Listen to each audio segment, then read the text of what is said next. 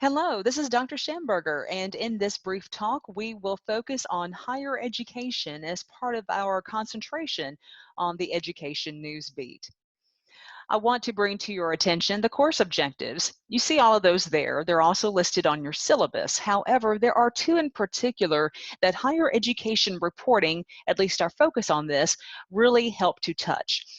Report stories from specific beats. Higher education can be a specific education beat. In some news organizations, there might be two education reporters. There could be one who will concentrate on the K through 12, and then maybe another who focuses on post-secondary. And then also you should be able to write stories from documents and interviews. The higher education beat has plenty of opportunities for that. So that is why this course objective is also bolded in that particular typeface. So why cover higher education? Well, if you remember our discussion from why cover public education anyway, really with higher education is an extension of that. Now, of course, in higher education, you have private systems, you also have for-profit systems, and then you have public systems. For the purposes of our talk, we're going to focus on the public sphere because those are the ones that tend to have the greatest focus, and you might be the reporter who will focus on public higher education. But higher education, no matter if it's private, for-profit, or public, it affects everyone too. It affects everybody as far as student loans are concerned because loans are going to be impacting various interest rates in the economy. It also affects businesses, especially those businesses that might be centered on a particular town. So Murray, Kentucky with Murray State University, you can imagine the businesses that rely on Murray State University in order to succeed. When we cover higher education, you have many faculty, of course, you, the students, staff. There is a connection to higher education in almost every single part of that web that you can imagine. There are many people that you need to know when covering the higher education beat. Of course, the U.S. Department of Education, just like in the K through 12 focus that we discussed, U.S. Department of Education plays the same role here too. They do oversee a number of issues and topics pertaining to higher education, most notably the student loans. Betsy DeVos is the Secretary of Education in the United States. A lot of their policies are going to affect policies in the individual states. In Kentucky, we have the Kentucky Council of post-secondary education. Dr. Aaron Thompson, who is a good colleague of mine, he is the president of that particular body, and it is governed by a board. Every university, pretty much every university is going to have a board of regents, a board of trustees, and in some private colleges, they'll have a board of directors, but basically they have a board. It's part of the governing body. And of course, as some of you know, I do serve on the Board of Regents at Murray State University in my role as faculty regent. We are a policy setting board. The Board of Regents sets the policies, and the administration, the university president, seeks to carry out those policies. Other key players at a university that you will need to know when covering higher education includes the vice presidents, and those are going to be structured differently from one school to another. At Murray State, we have 3 vice presidents. We have the vice president of academic affairs, Dr. Tim Todd, who serves as the provost. And then we have Dr. Don Robertson, who serves as vice president of student affairs. And then we have a vice president of finance and administration, and that is Jackie Dudley. You have a registrar. Every college university has one, someone who's going to basically authenticate, affirm the transcripts that detail what a student has taken in their course of study. There's the bursar. Bursar is a term for the keeper of funds. So that is what this person does, serves to accept all tuition payments and any other types of fees associated with either study or service. You have a financial aid director, you have campus police chiefs, you have a PR director, or excuse me, or an equivalent. If a university has satellite campuses like we do, we have our regional campuses, then you might have directors at those as well. Other key players, of course, is the faculty, the staff, you, the students, and even parents, alumni as well. They can also be key players, and there are many more, but those are your core key players. Universities are notorious for having what is called a shared governance model. And shared governance is where decisions they come about as a result of conversations among the administrators, the faculty, the staff, and students. We see shared governance through various bodies that we have on campus, the Faculty Senate. All faculty whose duties mostly are teaching are eligible to serve as senators in the Faculty Senate and thus have votes and say on various matters. We have a staff Congress, which is basically the equivalent, but it's made up of our staff members, the Student Government Association, SGA, and then, of course, the Board of Regents, even the Council on Post-Secondary, I should say Council on Post-Secondary Education, so CPE, and many of the decisions that are made at a university level might have to be affirmed at the state level, especially those dealing with new programs, new academic programs, so those have to be approved at the state level as well. All of these meetings of the Faculty Senate, Staff Congress, Student Government Association, the Board of Regents, and even the board of the Council on Post-Secondary Education, those meetings are open to the public.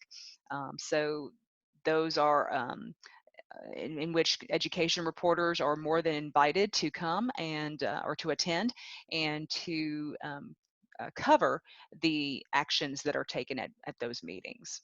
So they do fall under the Kentucky Open Meetings Act. Some of the many places that are ideal for higher education reporters to frequent, the administration building, student center, even many of the academic buildings. So really your charge is to know the layout of the campus.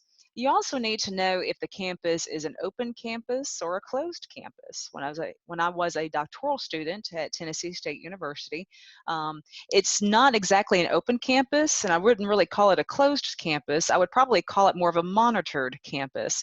In order to gain entry onto the campus, you had to show your credentials. Basically, are you allowed to park there? What kind of business are you doing there? So there were times I might have been stopped by the officer as I was pulling into the parking lot just to make sure he or she could see my decal.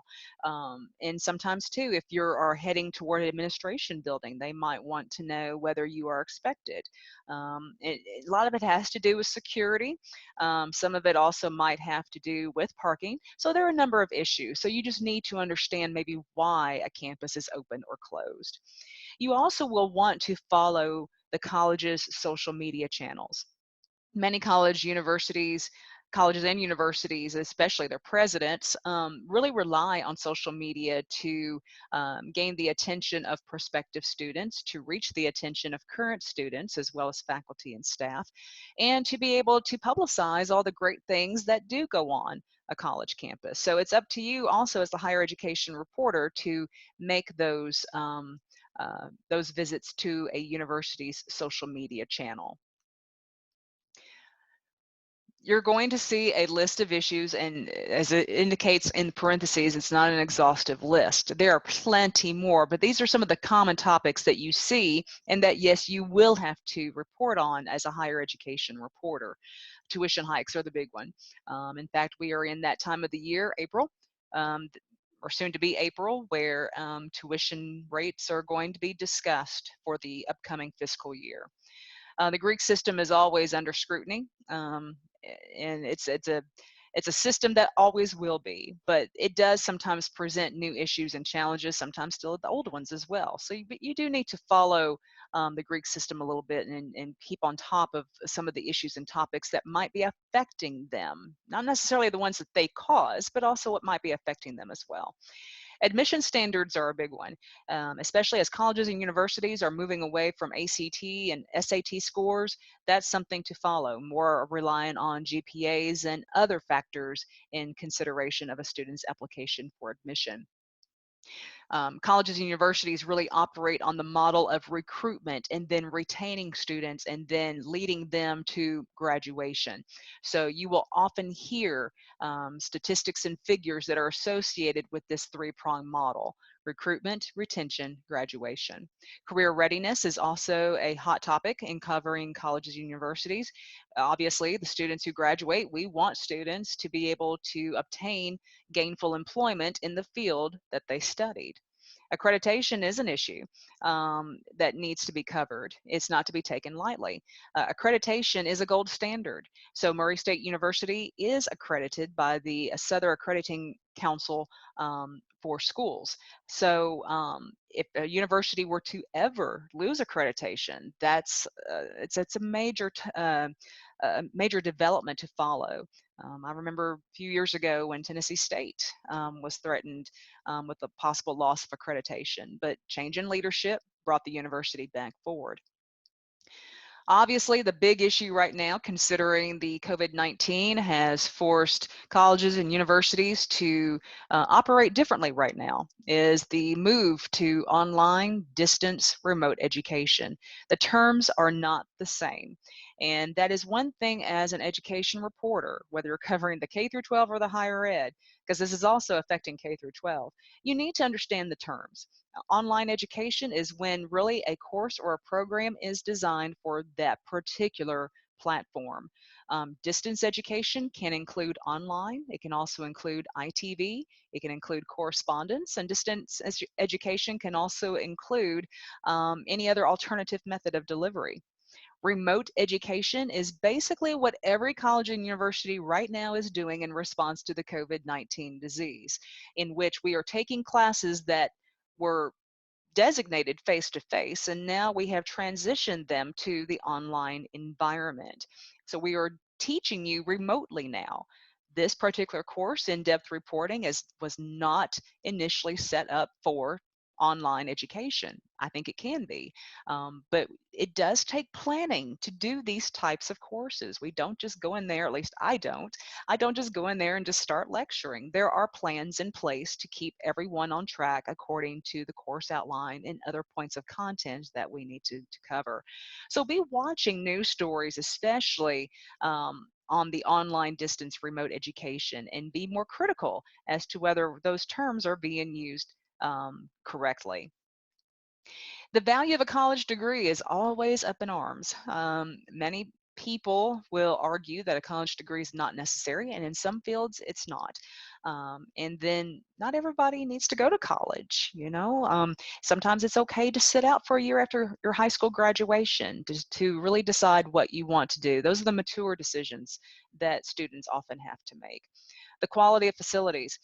This is a big topic in Kentucky right now, especially as asset preservation is an issue to follow. And various universities in Kentucky are included in pieces of proposed legislation to allow them to bond a certain amount in order to improve facilities on a campus. Anxiety and mental health of students as well as faculty right now. I have read so many articles about how faculty especially are suffering from these issues that they really had not previously because of all of the response to the COVID-19 shutdown. And of course, students as well, in how we handle these sensitive topics. Security and crime is always a topic. Adjunct pay is a topic. Sometimes this pops up, a teaching culture versus research culture. Some universities are designated under the Carnegie administration and the system as an R1, meaning they are a top-tiered research institution. We are a teaching university. That was our initial charge at Murray State. We are not a research institution. However, there is an expectation for faculty to conduct research. Research is a broad term, whatever that might be for their field and discipline. But we are expected to engage in scholarly activities because those scholarly activities are going to help inform the instruction that we deliver to you. So that's why research is important. And it's important for me to stay on top of the things that I follow so I can incorporate those into my instruction, whether face-to-face or online. Lots of documents. So higher education does not escape these. In fact, I can tell you that even as a regent on the University Board of Regents, that there are hundreds of pages that we look at almost sometimes every 2 months, and it's a massive amount of work to study.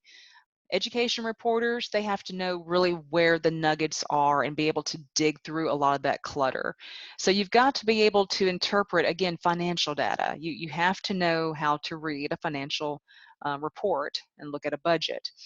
So that's really important because those budgets are going to tell you tuition dollars, what universities might receive from the state, maybe even federal financial aid dollars, those amounts. Assessment reports are important, and those are open to the public by record, by open records request. Those assessment reports will tell you transition numbers, so the number of students who graduate and the number of them who are able to seek employment. The learning outcomes, are programs meeting learning outcomes? Those have to be followed and documented.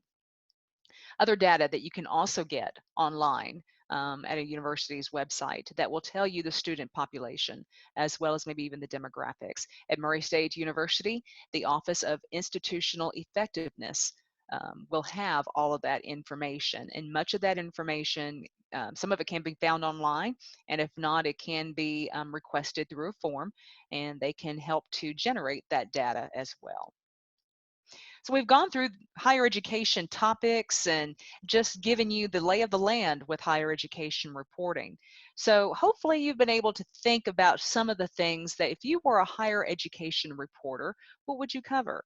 So which stories do you think that an education reporter should be following in higher education right now? And that's a question for you to think about as you go through this module. Thank you for listening.